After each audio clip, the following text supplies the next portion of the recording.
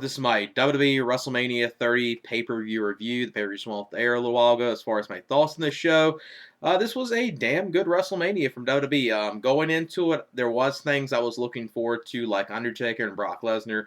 Obviously, the one thing many people were wanting to see the show for was if Daniel Bryan was going to walk out as champion, and he did walk out as champion. That was a great moment right there. So you had those two things, and I was looking forward to the Bray Wyatt and Cena match. That, for the most part, I gotta say, that and the Daniel Bryan and Triple H match. Those were the things I was looking forward to. Some of this other stuff they were doing on here, I was not looking forward to at all. Like the tag team title match, I wasn't looking forward to at all. And that turned out much, much better than anyone was expecting. And they did the Shield match, even though it wasn't that great of a match, they at least booked it in the right way where it was very short, and they at least had a cool spot to end the match. But on this show, you saw, obviously the one thing, it was predictable that Daniel Bryan was going to walk out of here as champion, even though we knew that back in our minds, a lot of us were worried that, okay, are they really going to give Daniel Bryan this moment? Are they really going to have him walk out as champ? I mean, a lot of us were worried that if they were really going to do it, but obviously deep down, most of us knew they probably were going to do it, especially since the crowd and everyone would have been utterly pissed off if you would have had Daniel Bryan not walk out as the WWE Unified World Heavyweight Champion. I mean, people would have been utterly pissed. And speaking of fans being pissed, now there was one booking decision on here which a lot of people did not like, and it was understandable people didn't like. As far as the match, I thought it was a good match. The Brock Lesnar and Undertaker match was a really good match. It was very slow at the beginning, where Brock Lesnar was pretty much being the dominant force within the match. Then it started picking up, and it had a really good end to it. And what a shocking end! Brock Lesnar actually ends Undertaker's streak. I mean, I was dumbfounded. I did not think that was going to happen. I was like, oh my god! I mean, no one expected that, and just the crowd, their faces after it. Not one person there was thinking, even though they did do a good job of building Brock Lesnar up into making it at least being believable that he could have a chance beating Undertaker, no one thought the streak was going to ever end. Now, I'm not as pissed off as other people are with Undertaker losing here, for the main reason that if this is actually really Undertaker's last match, and the send-off they gave to him after the match with, after Brock Lesnar defeated Undertaker, he didn't really have a big, in-ring celebration that he ended the streak. I mean, he got out there pretty quick and pretty much gave the moment to Undertaker, and you saw all the announcers and the fans, all up on their feet, and then they start chanting, "Thank you, Undertaker." So this looks like this is the send-off for Undertaker. So if this is legitimately Undertaker's last match, which it's looking like it was, then it's okay the streak ended, even though I will go on record saying that I think the streak should have never ended, unless you would have had someone that was very young, an upcoming star, that this would have been something really huge to elevate their career.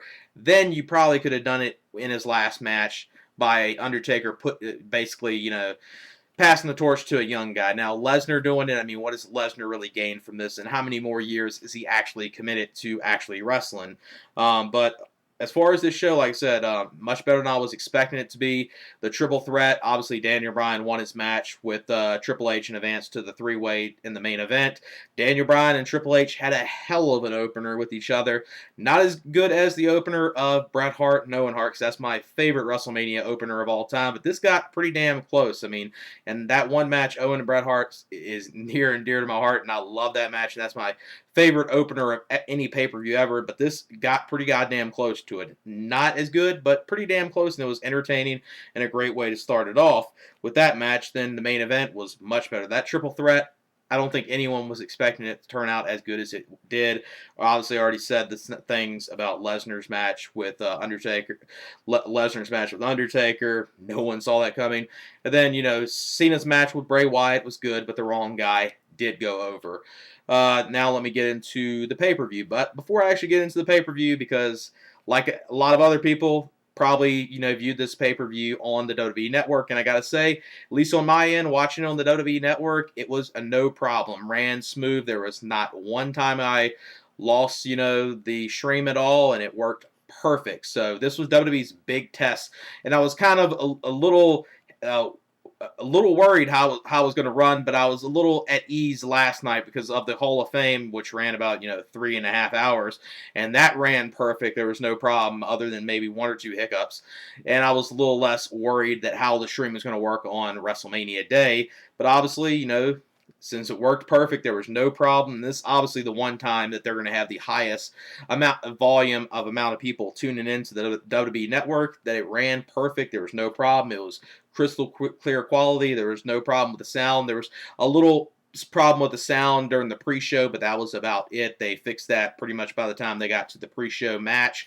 which the match on the pre-show was the tag team title match. This was a four-way match, which originally was just going to be one fall to the finish, but thankfully it got changed to an elimination match, an elimination four-way match for the WWE tag team titles, which turned out much better that it was an elimination match instead of one fall to the finish.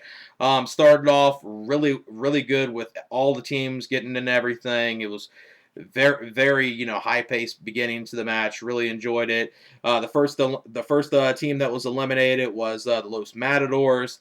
They got eliminated, and then Cesaro eliminated Ryback. And then the final two teams were the Usos and the Real Americans. And this was really good finish. Two crowd favorites. You saw the Cesaro and Swagger do the We Are the People salute. The crowd was chanting We the People. Then you saw the Usos do their thing, and the crowd loved these two teams, and really hot into this whole entire match. A lot of great stuff, and the Usos end up retaining the tag titles just like they should have. And about 3.5-star match. Definitely the best match I've probably ever seen WWE put on a pre-show. I mean, this was really entertaining. And then post-match, you did one thing that was kind of a lot of people saw coming, which was Cesaro turning on Swagger. Swagger was giving him grief that he lost the match for them. And then you saw Cesaro do the giant swing on Swagger, so the Real Americans are obviously split up, and then this is leading to the big singles push of Cesaro, which there's more to talk about that later on when I get into the pay-per-view. And then the pay-per-view kicks off with Hogan coming out there. Hogan was the host of WrestleMania. Then they did an awesome segment here to kick this off. You saw Hogan out there. He was on the mic. Then Austin's music hit. You saw, them come out there, talk with each other face to face. That was awesome.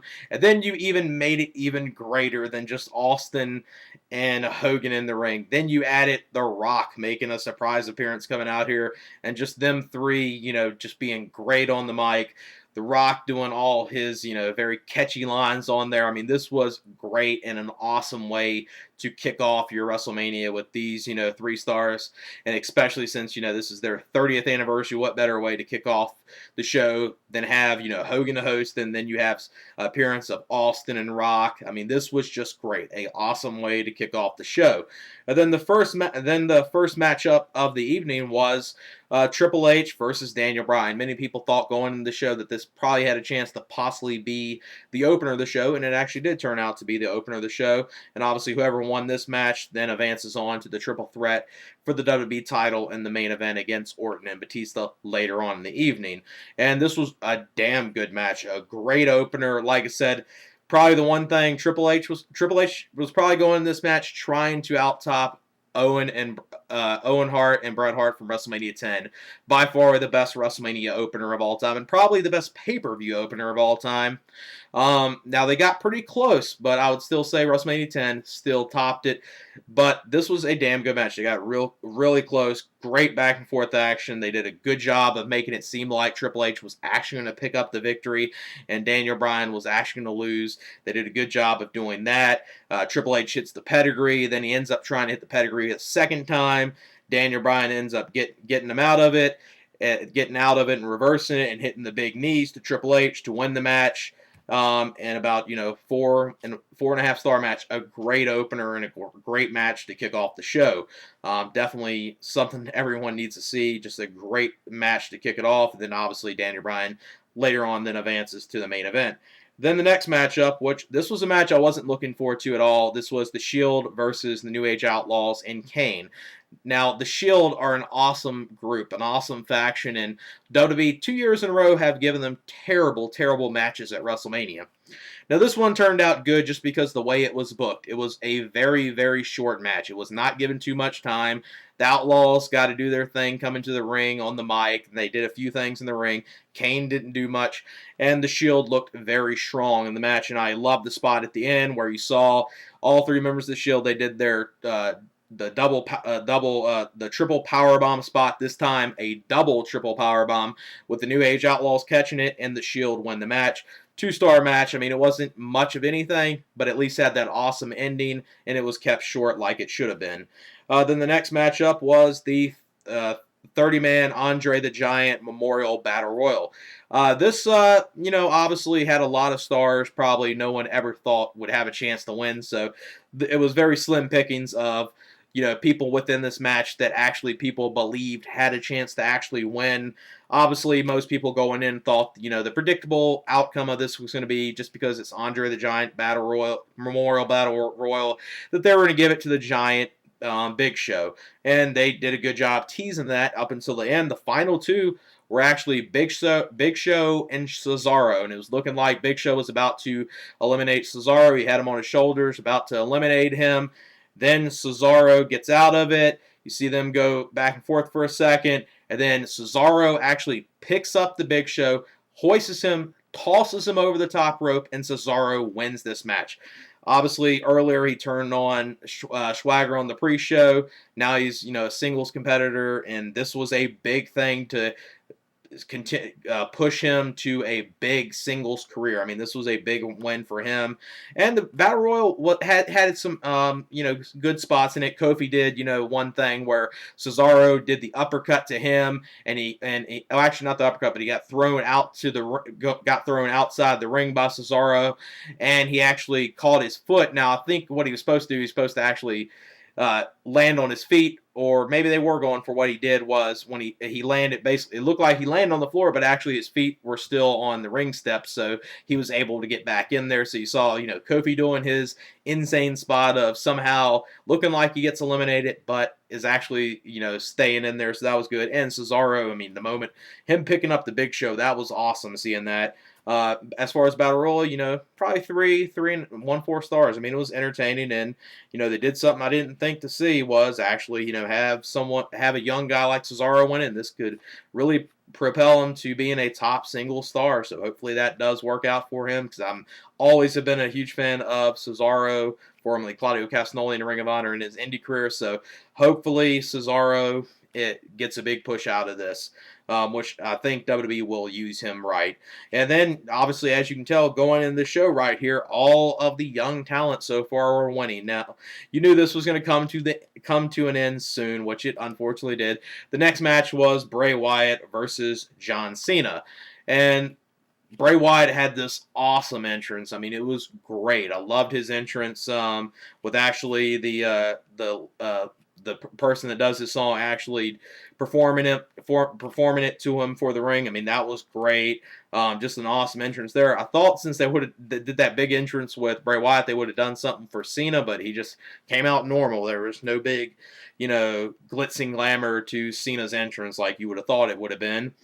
And as far as the match, it was really good. I mean, I liked what they did here. The build up to it has been fairly good, and as far as the match, good quality match, good back and forth action, like what they did. The only problem with it was I thought the wrong guy went over. Unfortunately, John Cena picks up the win here after hitting the attitude adjustment to Bray Wyatt. Bray Wyatt did look strong in here, so it wasn't like Cena came in there and was looking like, Super Cena, where he was dominating them to the whole match, and Bray Wyatt looked like, a little geek in here. He did not look like that. So at least, Bray Wyatt looked strong in the match, but unfortunately this was a bad booking decision here, because Bray Wyatt needed this win. Cena didn't. This would have been a big boost for Bray Wyatt right here, especially, at the Rumble. He had that big victory over Daniel Bryan. It would have been good for him to have that big win at WrestleMania. As far as the match, still a damn good match. 3 and 3/4 stars. Then the next matchup was Brock Lesnar versus Undertaker. This was the shocker of the night that no one saw coming. Obviously, the ending of the match and what you think of it is probably going to probably, be a part to how you feel, probably going to be a part of how you actually feel about the match. If you hate the ending and you did not like what they did, you're going to probably hate the match.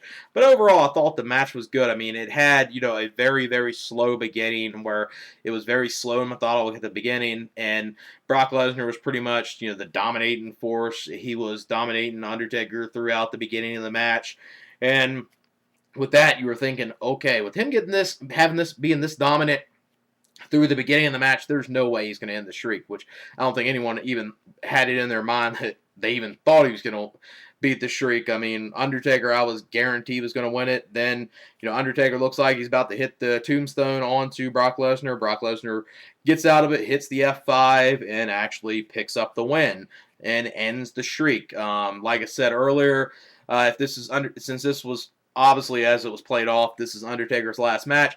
Ending the streak is not too terrible, considering it will probably be his last match, but it's one thing that you should have never ended the streak, because that was one of the things that was always, about WrestleMania. But if this is Undertaker's last match, yeah, I guess Undertaker wanted to go out, not, with the streak intact. He wanted, his last time he thought that he would be wrestling, that at WrestleMania he would end the streak, want the streak to end, and obviously he likes Brock Lesnar. Now this won't do much for Brock Lesnar probably, because I mean, how committed to the sport is he actually going to be? So this would have been better if it was like Undertaker losing to a younger talent. Even though, like I said earlier, I don't think the streak should have ended. But if you were going the route of the streak ending, it should have been someone, at least a younger talent, that it actually could have done something to actually help their career. I mean, Brock Lesnar went in here, not going to do much. But now, as far as the match, I thought it was still a damn good match. I mean, it was great stuff in there. They did some good stuff with submission mat-based wrestling within the match with the Hell's Gate and the Kimura between the two, Undertaker and Lesnar. So really good match. Obviously, your feelings of the match are going to be impacted of how much you hate it, the streak actually ending. But as far as the match, I still give it, a 4-star match. It was a damn good match. Obviously, like I said, don't agree with the streak ending, but it was still, match-wise, it was still a good match. So obviously, back to back there, you had two things people did not like endings, with Cena winning and the streak ending. And then after this, you had obviously pretty much the piss break of the night. This was the Vickie Guerrero Diva Invitational for the Divas title, with all the Divas, or so many Divas in there, I'm not going to name all of them. Obviously, AJ was defending the title within here. And thankfully, AJ walks out as champion. I was expecting her to lose the title within this match, but she didn't. She actually, the match ends with her and Naomi in the ring, and Naomi taps out of the Black Widow, so AJ Lee retains the title. It wasn't the complete clusterfuck that I thought it was going to be, because there was actually some things in it that wasn't too bad, but if there's one match on here that can be classified as a bad match or something that no one would want to see, it would be this match. So like I said, not much of a match, but at least AJ Lee walked out as Divas champion. Then the main event, which was Randy Orton versus Batista versus Daniel Bryan, from him winning his match earlier with Triple H, and a triple threat for the WWE title. This match, now, obviously, the moment of Daniel Bryan winning, that was obviously something that a lot of us were already wanting to see anyway, so we were going to get that, and most of us already knew we were going to get that, and that moment at least made the match a little bit. But as far as the triple threat going into it, I was not expecting it to turn out to be as good as it was. Obviously, we know Orton and Daniel Bryan, they both have very good chemistry. They work well with each other.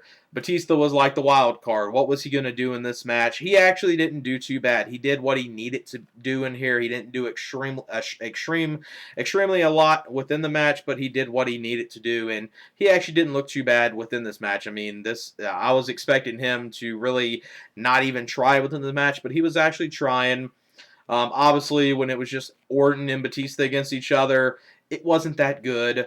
When Daniel Bryan and Orton were going against each other, that was good. Then, they did a spot where they had looking like that Triple H and Stephanie were, going to screw over Daniel Bryan. They basically bring, a crooked referee out here. It's looking like that you were going to see, it was looking like you were going to see Batista pick up the win with the crooked ref basically fast counting him, but Daniel Bryan kicks out of that. Then you see Triple H try to use a sledgehammer within here. Triple H tries to use that on Daniel Bryan. Daniel Bryan stops him. Then Daniel Bryan actually hits Triple H with this. Then you see Triple H and Stephanie and all of them. You see them leaving the arena, so they're done with their part within the match. Then you see a part towards the end, well, close to the end of the match, where you see it looks like Daniel Bryan's being taken out of the match, which this spot was very good. Orton and Batista basically did a combo move through one of the announce tables. Batista hit the powerbomb and Orton hit the RKO, so it was a powerbomb RKO combo to Daniel Bryan through one of the announce tables. Daniel Bryan sold that, looking like he was out of this, that it was just going to be Orton and Batista, and he was getting taken out of the match. He got put on the stretcher. They wheeled him away. Then you saw Batista and Orton kind of, obviously stalling for some time. And then you saw Daniel Bryan obviously end up finally getting off the stretcher, looking like he's crawling back to the ring. You saw Orton, within this match, Orton and Batista were working over the injured shoulder, just like Triple H was working on the injured shoulder within his match. And then I actually forgot to say one thing. After the Daniel Bryan and Triple H match, where Daniel Bryan won the match, Triple H attacked him at post-match and then got him in the corner with the turnbuckle post and got his shoulder and hit it with the steel chair. So he came out. Daniel Bryan was obviously more battered in this match going into this, and he was selling that. And obviously Orton and Batista are working over that shoulder within most of this match. Then, like I said, Daniel Bryan gets off that stretcher. Him and Orton, go back and forth for a little bit. Then it gets into the ring. They do some really good stuff with all three of them, and it finally ends with Daniel Bryan hitting the running knee to Batista, then locking in the S-lock, and Batista actually tapping out, and Daniel Bryan wins the WWE title in the main event of WrestleMania. An awesome moment, a great way to end the show, and overall the whole entire show was great, and just that ending made it even better. You saw, the confetti and everything, awesome, post-match celebration from Daniel Bryan. Some people could say maybe it could have been a little more epic with some, guys like Cesaro and maybe Sami Zayn and some people from Daniel Bryan's past that's gone through the indie circuit and now are within WWE, maybe coming in the ring celebrating him. That would have been cool, but still was an awesome moment post-match, seeing, Daniel Bryan leaving WrestleMania, the biggest show of the year, as WWE champion. And we had to suffer 8 months of this idiotic storyline of the Authority, screwing over Daniel Bryan month after month. And thankfully, at least at Mania, we got the payoff of it with Daniel Bryan walking out as champion. And obviously, him walking out as champion, I'm interested to see where this is going to lead to tomorrow night on Monday Night Raw. As far as the main event, I would give it, 4 and 1/4 stars, maybe even 4.5, because it was a damn good triple threat, much better than I was expecting it to be. As far as the overall show, probably about 8.5, maybe 8.75 out of 10. It was a damn good WrestleMania, and like I said, the WWE Network, watched it on there, just like everyone else probably did. I can't see anyone that actually went out their way to pay $70 on traditional pay-per-view, unless some people were worried that maybe the WWE Network wasn't going to run as smooth as it did, and they just ordered it on traditional pay-per-view as a backup. But as far as the network, ran smooth. Great WrestleMania. Definitely recommend people to check it out. And yeah, that's it for my WWE WrestleMania 30 pay-per-view review. All right, peace.